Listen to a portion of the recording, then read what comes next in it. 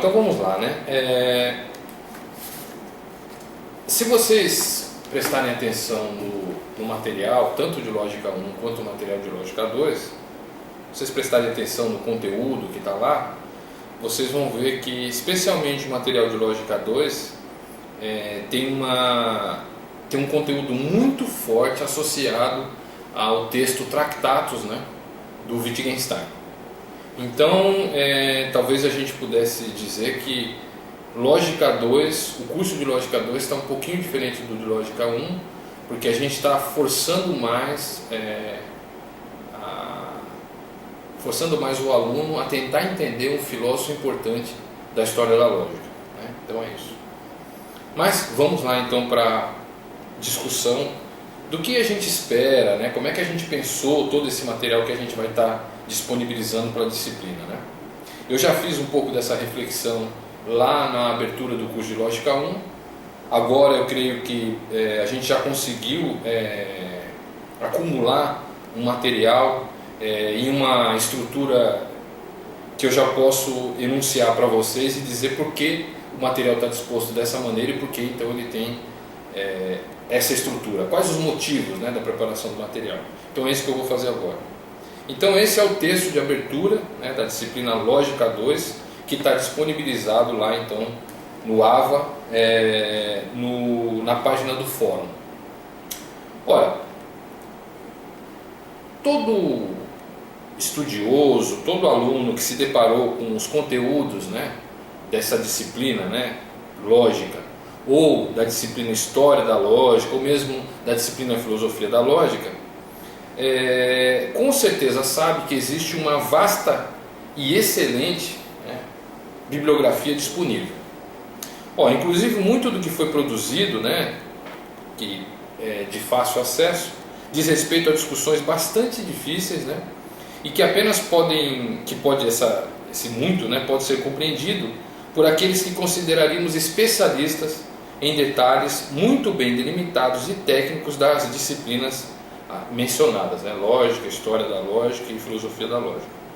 Claro que o presente trabalho não tem nenhuma intenção de trazer contribuição para essas discussões detalhadas, técnicas, as mais difíceis, né? E certamente não traz nada de substancial que possa interessar a esse tipo de especialista, né? Ora, no presente trabalho que a gente pretendeu, né, foi oferecer um caminho bastante introdutório, né, e um caminho possível, claro, para que os alunos aprendam a dominar técnicas bastante elementares, né, para a solução de problemas, né, os problemas formulados no ambiente da lógica, né. Esses problemas também, mais do que elementares, né, que consideraríamos do ambiente, mais voltados, né, para o ambiente da história e filosofia da lógica. Assim, nós, né, na preparação desse material, demos mais atenção aos aspectos históricos e os aspectos filosóficos, seja das técnicas, né, que nós vamos utilizar, seja dos problemas que serão mencionados, né, tratados no decorrer do curso, né, tanto de Lógica 2, que a gente está vendo agora, mas foi também essa a ideia para o curso de Lógica 1. Ora, nesse sentido, podemos dizer que as habilidades em conjunto, né, que esperamos desenvolver com vocês são as seguintes. A primeira habilidade, que eu acho que nós achamos, né, que é a mais importante para um aluno que estuda a lógica, é a solução de problemas elementares de lógica formal. A segunda é a formalização de argumentos, né, muitas vezes argumentos problemáticos, né, da linguagem comum. Terceiro, leitura e compreensão de textos clássicos de história e filosofia da lógica. Talvez aí esteja o maior diferencial do material que nós preparamos e da maior parte do material que está mais acessível aí a vocês, né? Uma outra coisa também diferencial é a seguinte: compreensão e formalização de argumentos da história da filosofia. Outra coisa, a compreensão da relação entre o desenvolvimento ou a história da lógica e a criação de novos expedientes de caracterização de uma falácia. Como caracterizar, né, a partir da história da lógica, uma falácia? Um outro ponto também que nós levamos em conta foi a compreensão da forte ligação entre o desenvolvimento da história da lógica e a criação das linguagens formais, especialmente relacionadas à matemática e à computação. O sétimo item diz respeito a alguma compreensão, né, que nós acreditamos que os alunos têm que ter, das mais recentes dificuldades enfrentadas para diferenciar matemática e lógica moderna, né, a lógica atual. E alguns outros que a gente não enunciou aqui, mas que na verdade fazem parte deles também. Assim, com o título Uma pequena introdução à história e filosofia da lógica, ou Lógica 1 e 2 para a filosofia, nós pretendíamos oferecer uma formação mínima aos alunos de humanidades em geral, para que eles pudessem prosseguir então pesquisando a história e filosofia da lógica. Esse é o nosso ponto, né? Então é também esse o nosso público-alvo, né? Os alunos de humanidades, né? E claro, esse é o nosso objetivo geral. Contudo, e como já dissemos um pouquinho antes, existe aí uma vasta literatura sobre filosofia e história da lógica que cumpriria muito bem esse papel. Por isso, diremos algumas palavras quanto à particularidade e necessidade do nosso trabalho, né? O que ele tem de particular, né? Por que ele é necessário? Ora, primeiramente, seguindo um pouco aquilo que o Paulo Freire afirma quanto à necessidade, né, do professor ser pesquisador, né, se manter pesquisando, né, quando ensina. Ora, nós acreditamos que era necessário desenvolver um material que, mesmo apenas em forma de apostila, né, ou videoaula, seja capaz, mais especificamente, de dirimir as dificuldades encontradas em um grupo de alunos determinados. O grupo determinado, né? Ora, então a gente teve que pensar que aluno, né? Que aluno nós temos e que tipo de material então para esse aluno específico. Ora, indo um pouquinho mais longe, nós pensamos em elaborar um material que atendesse à pretensão de auxiliar mesmo cada aluno em particular, não só no grupo.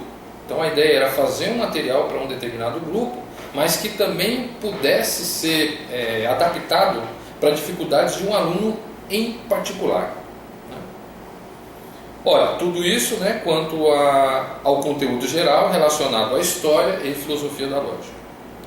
Dito desse modo, o presente trabalho espera atender um amplo leque de dificuldades que foram sendo observadas durante o tempo que nós lecionamos disciplinas como Introdução à Filosofia, Introdução à Metodologia, Produção do Conhecimento, Filosofia e História das Ciências Naturais e Exatas e Filosofia da Linguagem. Todas essas disciplinas, né, em grande medida, dependem de um conhecimento mínimo de lógica formal. Nesse caso, para nós, então, de um conhecimento que deveria ser oferecido na disciplina de Lógica 1 e 2. Ora, isso tudo, então, foi resultado, né, de investigação que nós fizemos nos mais ou menos 8 anos, né, que ministramos essas disciplinas que mencionamos. Ora, nesses 8 anos, nós percebemos que as dificuldades principais dos alunos são as seguintes. Primeira, os alunos parecem ter muita dificuldade em solucionar problemas elementares de lógica formal. 2. Parecem ter dificuldade na formalização de argumentos, né, inclusive os mais simples, da linguagem comum. Terceiro, em ler e compreender textos clássicos de história e filosofia da lógica. Então a gente vai investir bastante nisso, né? Tentar ensinar o aluno a ler textos clássicos de história e filosofia da lógica. Uma outra dificuldade, né, a quarta dificuldade, é que os alunos parecem ter muito trabalho para compreender e formalizar alguns dos argumentos mais importantes elaborados dentro da própria história da filosofia ocidental. Então a gente também vai avaliar alguns desses argumentos aí. Ora, certa falta de compreensão da relação entre o desenvolvimento ou história da lógica e a criação de novos expedientes de caracterização de uma falácia, né? O aluno tem alguma dificuldade, né, em ver que durante o desenvolvimento da lógica os critérios também sofrem alteração, os critérios que dizem o que é uma falácia, né? Ora, a sexta dificuldade é uma forte incompreensão, uma incompreensão da forte ligação entre o desenvolvimento da história da lógica e a criação das linguagens artificiais, especialmente relacionadas à matemática ou à computação. A gente também vai falar disso. A sétima dificuldade está associada à incapacidade de compreender a lógica que sustenta os lances mais importantes da epistemologia contemporânea, quanto, por exemplo, a diferenciação entre o discurso científico e o discurso pseudocientífico. Sempre que a gente tem que fazer essa diferenciação, o aluno tem dificuldade porque a matemática, as técnicas que nós usamos na argumentação, o aluno não consegue dominar. Uma outra dificuldade se relaciona à incapacidade do aluno, né, de compreender a lógica que sustenta a pesquisa científica em geral, mesmo a de humanidade. Então, a gente pretende tentar diminuir essas dificuldades. Ora, esse foi o diagnóstico, né, bastante amplo que fizemos quanto ao conhecimento que, em geral, os alunos de humanidades têm de assuntos relacionados à história e filosofia da lógica e das ciências como um todo.